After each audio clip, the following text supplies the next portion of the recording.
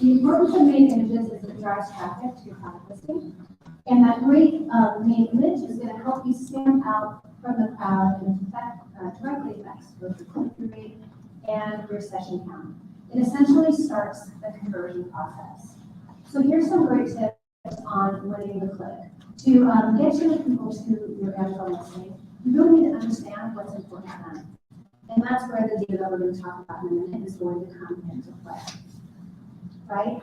Now, there's 4 things that we have control over: the main image, the price, the title, and coupons. But today we're just going to be talking about images so that we can really see what matters.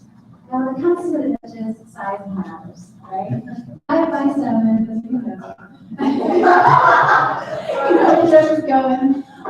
So size ratio matters. Inside what we're finding through our sister brand tonight, who works with hundreds of brands and launching them to success, is that 5 to 7 ratio is working best on Amazon. And you have to make sure the long size is at least 2,000 pixels, right? So if you're talking 5 to 7, then that would be 1,500 by 2,100 as an example.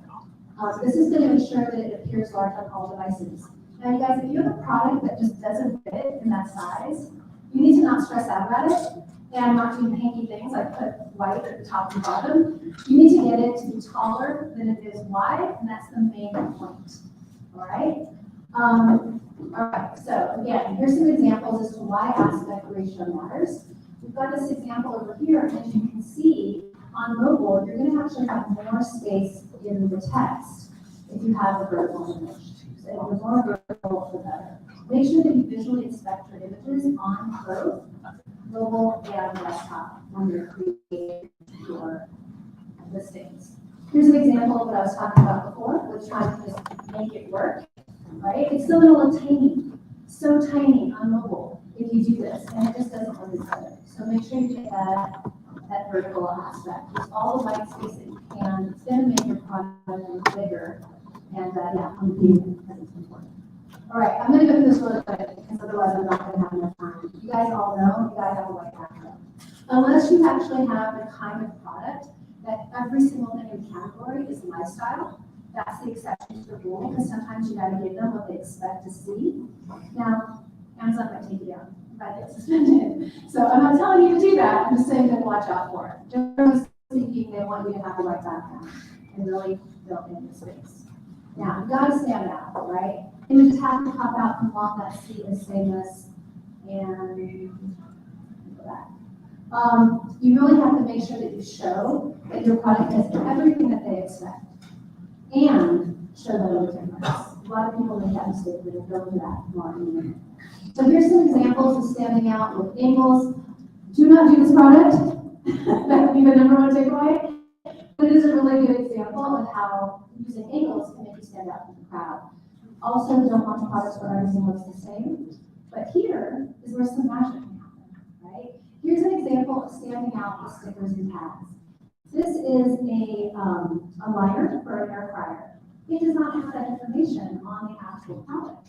But it was a really clever way of getting information that the customer needs to know whether or not their product is going to match the buyer intent of the customer who's searching for it. If they know the size of their air fryer and that everyone else has in their images and only comes with 100 and they come with 125, that's really, really clear from the search results page. And you can't get better than that. That take once daily, you sell supplements, and everyone else has a 60 capsule thing, but you guys take 2 a day. That's only 1 month's worth. They're explaining right here on the page, take once daily. That means there's 60 days worth of supply. And then that last one, I love that. That is not actually on the product. How can you make a pizza cutter exciting on the image when you can't add anything else in, especially if your packaging isn't great? This was a really clever idea to get a fake tag that doesn't actually exist on the product. You get your keyword in there, it stands out, bright color, and it works. Now here's a way of standing out in packaging. And for the longest time, I think people really try to they don't think about this ahead of time. In this example, the product on the left-hand side, that epoxy, they designed that packaging with the thumbnail in mind. And if you're not doing that, you should start, right? You know that you're going to have to create listings when you're creating your products. So think about that when you're creating your products and when you're creating your packaging so that you can stand out. How on earth can you make epoxy, a big jug, sexy? Well, they did it. And that was done by the laundry, by the way. So make it to make packaging is what I call it anyway. Every single category you all sell on Amazon, you know, no one right mind would package categories like this because it would add costs, right? It's not packaged this way. They created that packaging, spread it out so that it's really filling the space nicely. It's still vertical. They've got their key on there. They made it about the customer. It's great, high converting colors. I think it's brilliant. They are, if you're in the room, congratulations. Standing out the color without packaging. This is really clever. Everyone in the category, for the most part, does this with this package. But they did a great job of using different colors and really standing out. So photos versus renders. Anyone in the room not know what a render is? Anyone not know? Yeah, okay, great. So a render is a 3D image that's modeled within a computer. So it's not an actual photograph, but it's made to look like one. And products that do really well are plastic, glass, metal, wood, anything in the supplement or beauty space, it's always a rendered image. It's never a photograph. If it is, they're not selling it. However, if you have complex textures like a fluffy blanket, it's not the best use of your money. So here's some examples of anyone who's ever bought a vitamin or a skincare product on Amazon would recognize these types of images. All of that was made in a 3D model program, including all the food there. But see these fluffy blankets, that's not going to do well. So these are examples of photographs instead. All right, so here's where we get to what do they expect to see. If everything in a category has a specific sensibility with it, then you're going to want to do something the same. Now, that goes against our idea of being different, right? So, but you also have to show them what they expect and then add a difference on top of it, hopefully with the design of your actual product. So make sure that everything that's included is in the main image, especially if they're going to think that your product doesn't have it. A lot of people I see make this mistake where like, if everyone has it, obviously it comes with it. Well, obviously, no, it doesn't. They're going to think that your product doesn't have something that's something that all the other ones do. So you have to make sure you still do that. All right? So here's an example of highlighting your differentiation. You need to show it visually. Let's pretend these two are the same size. Could you tell that from the pictures, or with the one on the left, look big? And if that big one is what you're looking for, you would click on the big one with the hands holding it instead of the other one. So anytime you create a differentiator, and I hope that you're all doing that with every single product that you ever launch, that you're able to show that visually in your main image, because you want to show them and not just tell them. So if you have that extra value, make sure you illustrate that. Here's an example of remembering to, in your data collection, when you're really thinking about who your avatar is, or what they expect to see. So if, for example, your avatar is a yoga-loving girl who loves like soft colors, and I have a lot of brands in my mind when I'm thinking about that, some of our friends' brands as well, that person is going to relate more to that suit model because it already meets their sensibility. It's going to look great on their counter with the rest of the things. It's informing the world about themselves because that's what products do. People buy products not just because they need the product, but a lot of times it's because it's how they want to see themselves. All right, so getting back to the customer journey. I'm sorry if I'm talking really fast, but I have a lot to tell you guys. All right, getting back to the customer journey. After running the click, they're going to land on your listing. And the very next thing we're going to do is look at the secondary images. And you only have a couple seconds to wrap them, and that's it. They might not make that decision in those couple seconds to buy your product, but they will certainly make the decision not to buy your product in those couple of seconds. So you really want to make sure that you hook them and speak to the thing that is bothering them and why they landed there in the first place. So if they make these images make them feel like your product solves their problem, they're going to buy it. So how do we do that? How do we make sure that our images convey that? You actually need to know what their problem is and what their worries are and put that information in your images. All right, so let's make the images count. Every image should show your customer why the product matters to them And in that first of the three images, those first three images, you have to answer all of the main questions, right? Make every image count and really put them.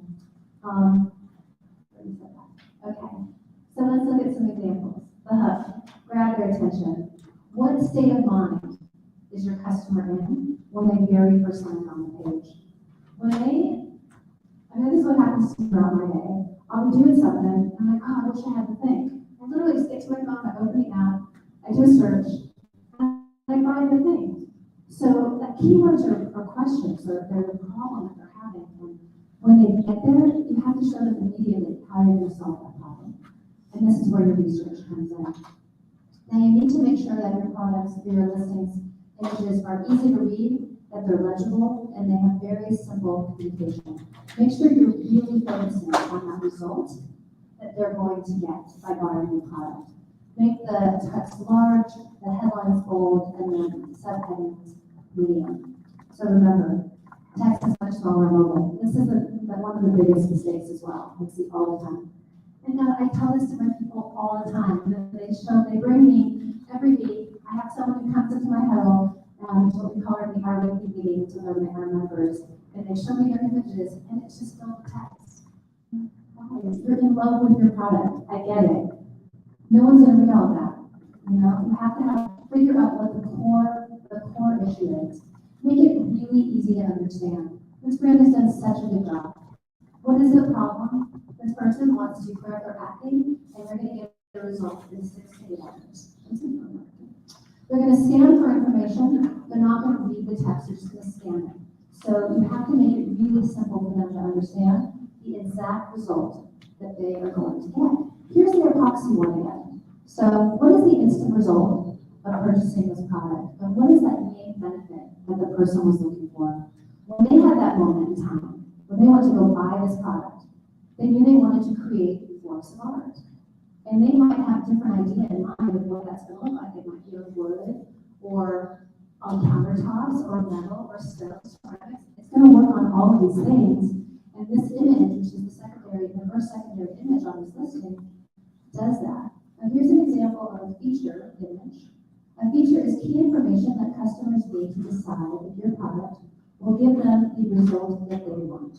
So examples of that are size, color, quality, material, basic functions, and what's included. Most people put this as their second image. Is having 2 cups why they searched for this product? Does that answer their question of what they want to achieve? No, it does not. They still need to know it, but it's not the first thing that they need to know. Okay? It has to be about them. So here's some great examples I got from HubSpot on how to convert the idea of features into a benefit, right? So if you've got some headphones and they're wireless, it's not going to be wireless. You're going to say, no more single cords. Then you can go into that wireless language and make it a bit more interesting, right? If you've got a meal kit, it arrives ready to heat. Cool. Who cares? It saves time prepping meals. That's why they're buying it. So I hope that makes sense. So in terms of image order, I will say this is not set in stone. Every single listing is different. And you have to really think about what are the key points for this particular listing that your customers need to know. And that's going to drive and influence the way you order your images. However, we find that this formula works really, really well. So we've got the main image, the main benefit statement that I just showed you with the epoxy, with your avatar picture in the image in the most ideal situation, right? If you can't get it done with photography, it's okay to use stock images if you do it well.